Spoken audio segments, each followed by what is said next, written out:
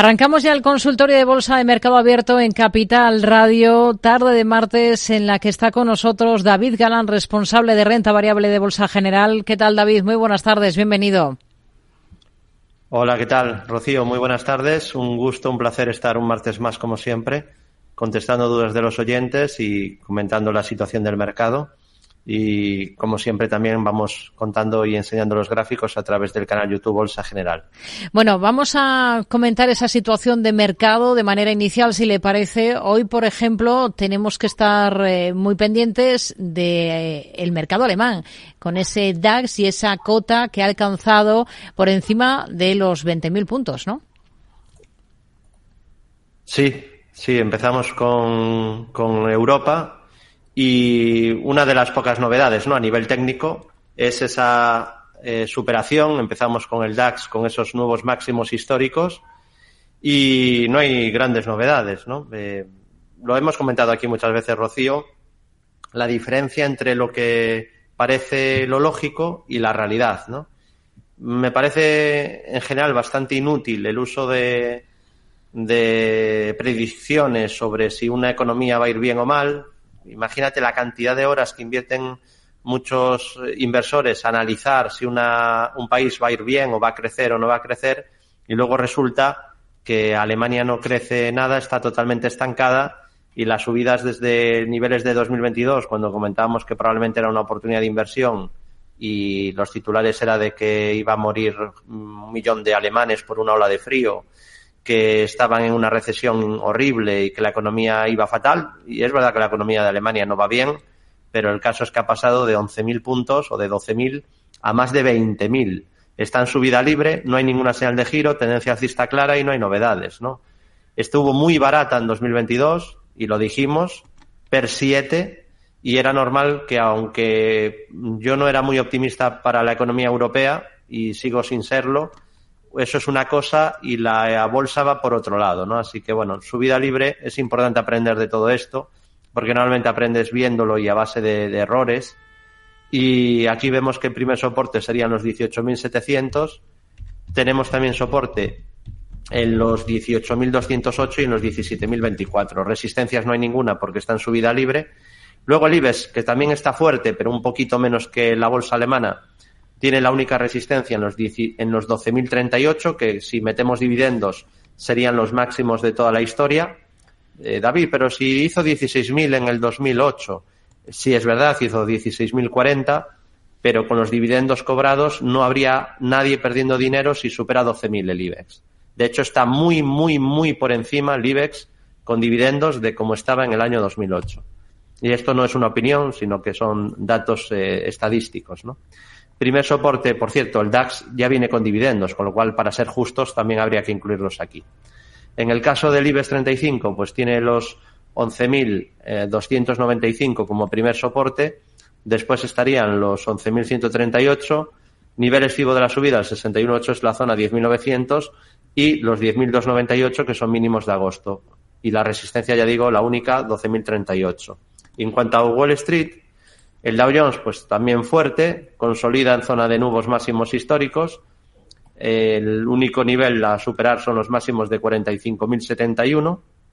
Primer soporte de muy corto plazo, 42.938, 41.647, 39.993, 38.499, 38.000 y 37.611. La media pasa por 41.200 y, aunque ha subido una barbaridad, todavía le queda bastante hasta llegar al objetivo enorme, gigantesco que tenemos marcado y que esperemos que acabe alcanzando, ¿no? Hablamos de 47.000 y pico, ¿no?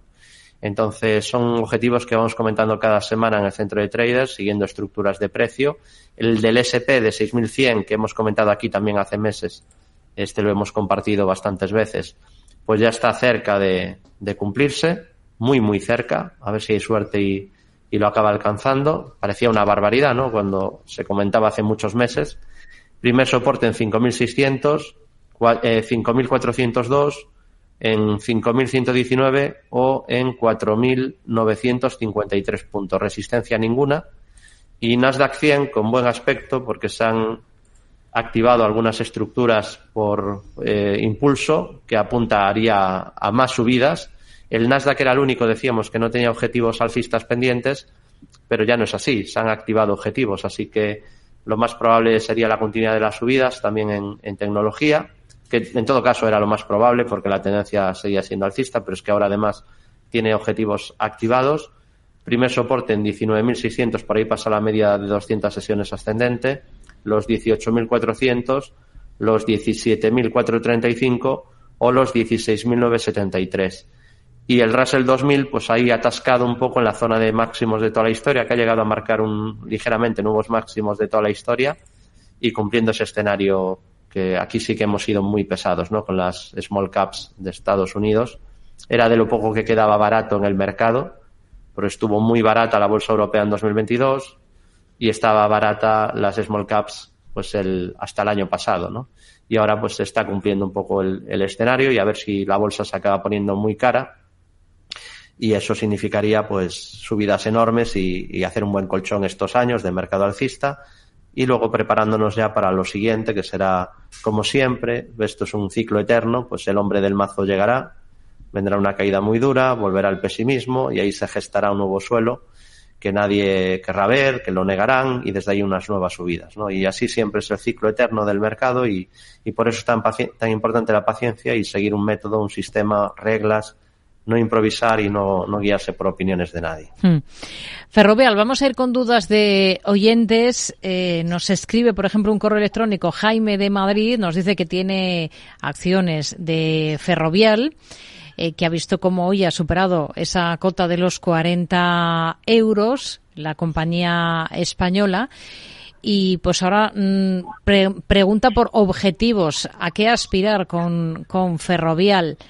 Esto pasa a muchos oyentes, ¿no? Cuando tienen cartera una compañía que ha subido mucho y empiezan a quemar, ¿no? Esas ganancias en el bolsillo y se plantean pues si reducir la posición, vender una parte para estar más cómodos, quizás. Es algo habitual. Sí, pero debería de ser siguiendo una regla, sino por lo que dices, ¿no? De sentimiento emocional. A ver, todos hemos empezado por ahí, ¿no? Y yo era un perdedor, que hay gente que le sienta muy mal que yo hable de inversores principiantes o perdedores. Supongo que porque hay muy poca autocrítica, ¿no? Y la gente no le gusta hablar de errores. A mí sí me gusta hablar mucho de errores, es como he aprendido a invertir. Prueba, ensayo y error. Desgraciadamente es así. Tampoco había cursos de bolsa ni canales de YouTube cuando empecé a invertir. Hoy sí que hay miles, hoy quizá hay un exceso, pero antes había mucha falta, ¿no? Y entonces pues aprendí a esa base de errores y lo normal es empezar así, sin tener absolutamente ni idea de nada, por lo que uno escucha, lee, lo que cree que es normal, por opiniones, pero lo que debemos de tener son reglas de entrada y de salida, porque si no pues acabamos improvisando y es muy difícil escapar de la ruleta de las emociones, ¿no? En la que pues cuando subimos caemos en euforia o tenemos FOMO o tenemos miedo a perder lo ganado y cuando la cosa se pone mal y empiezan las caídas, pues o nos quedamos paralizados o a lo mejor a la mínima que cae un poco tenemos miedo y vendemos sin que haya una señal de venta, ¿no? En los activos. Sobre Ferrovial, pues es que he sido también muy pesado, ¿no? A veces tengo la sensación del día de la marmota. Siempre que me preguntan por un valor del sector, pues digo que me gusta Ferrovial y ahora últimamente, desde hace 2 años o así, digo ACS también. Son las dos más fuertes del sector. A un analista técnico en general le debería de gustar siempre estar en lo fuerte y estas son las más fuertes del sector de España y prácticamente de Europa. Y bueno, pues fue muy curioso además el caso de Ferrovial, hablamos bastante porque en su día se hizo propaganda política, bueno, lo que ahora llamaríamos superbulos, ¿no?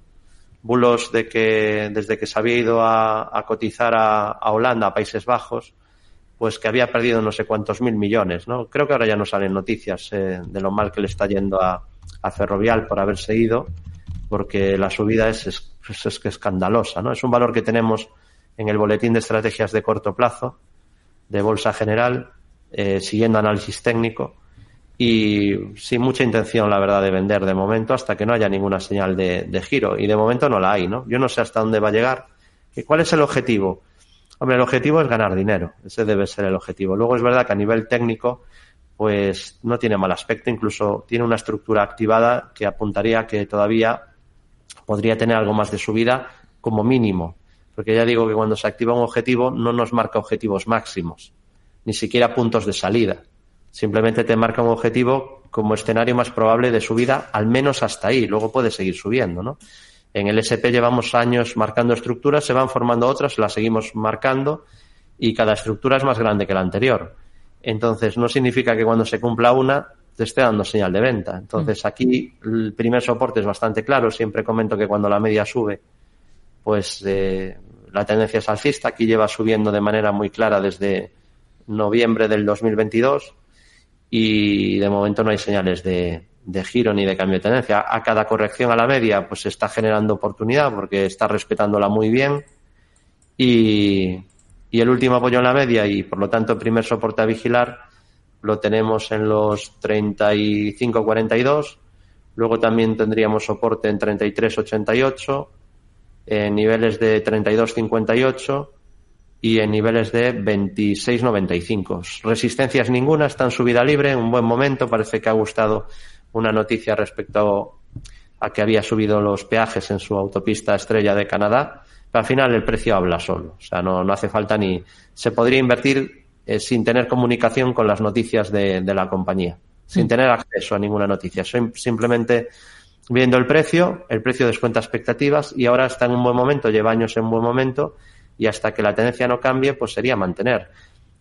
Queremos adivinar el futuro, por eso nos complicamos tanto la vida. Queremos adivinar cuál va a ser el máximo, queremos adivinar cuál va a ser el mínimo. Y si en vez de querer adivinar lo que va a hacer el mercado, intentáramos aprovecharnos la tendencia que nos marque, pues creo que la mayoría tendría resultados mejores.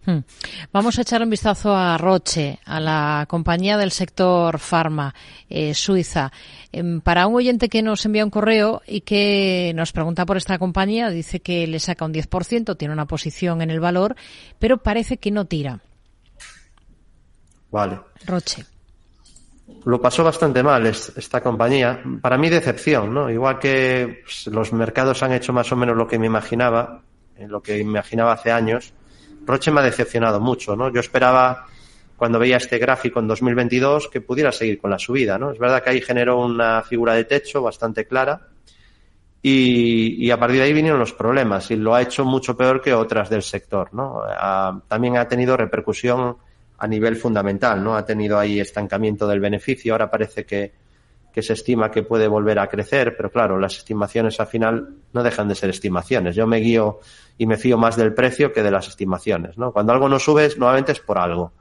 Y cuando algo sube, normalmente también es por algo. Es verdad que a veces se generan oportunidades por exceso de descontar positivo o de exceso de descontar negatividad, ¿no?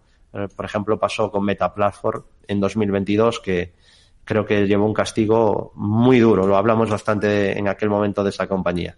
Y Roche, bueno, es una compañía que visualmente no parece que esté cara, una empresa de mucha calidad del sector de farma, que tiene el problema del crecimiento. O sea, aquí si viniera un poco de crecimiento, pues lo normal es que tuviéramos una gran recuperación del título. Y técnicamente, pues creo que quedaría confirmado la mejoría de medio plazo si supera 318 francos suizos. Ese es el nivel, la frontera entre estar bajista en el medio plazo o confirmar ya que lo peor ha pasado. Ha tenido una buena subida, recuperación desde mínimos al romper la media, al superar la media al alza, pero ha vuelto a situarse por debajo. Entonces, no, en eso que digo de ir a lo fácil, de intentar estar en aquellas estructuras claras, ¿no? Esto para mí no entraría en ir a lo fácil ahora mismo, ¿no? No sé si mejorará, si hará alguna estructura muy clara en los próximos meses, pero claro, aquí está por un lado que es cierto que ha tenido un rebote y que no ha perdido el 61,8 de la subida, de hecho está justo peleando, casualmente se ha frenado de momento ahí, pero por otro lado está que la media está aplanada, y que está por encima del precio como zona de resistencia. Entonces no lo tengo muy claro y es lo bueno de los inversores, ¿no? Si no lo tienes claro, nadie te obliga. De hecho, hay miles y miles de compañías cotizadas, no tienes que operar en todas.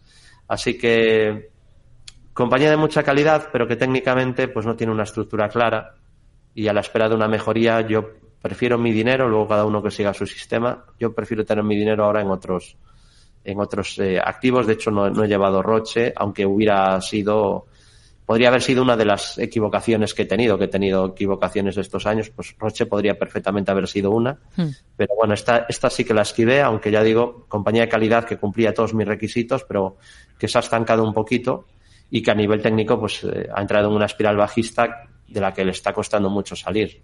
Rompiendo la media mejoraría y tendríamos estructura alcista si supera 312 francos suizos, que sería un primer nivel realmente importante de corto o medio plazo.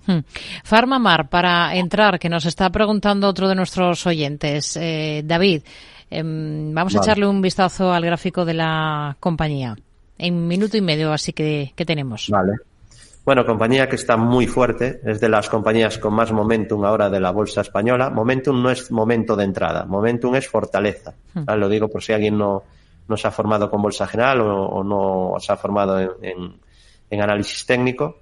Entonces es una compañía de las que está más fuerte. El problema es que ya hace tiempo que mejoró y viene de una subida ya bastante vertical, está muy lejos de soportes.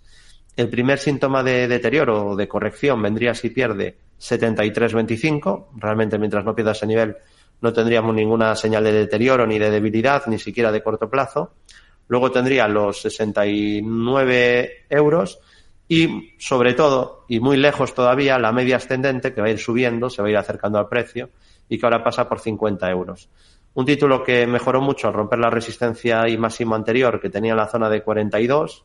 A partir de ahí mejora mucho porque ya deja de ser bajista también en el medio plazo. En el corto plazo empezó la tendencia alcista una vez que superó 38.19. Lo bueno del análisis técnico, o 38.37. Lo bueno del análisis técnico es que sabes que la tendencia alcista de corto plazo empieza en 38,38.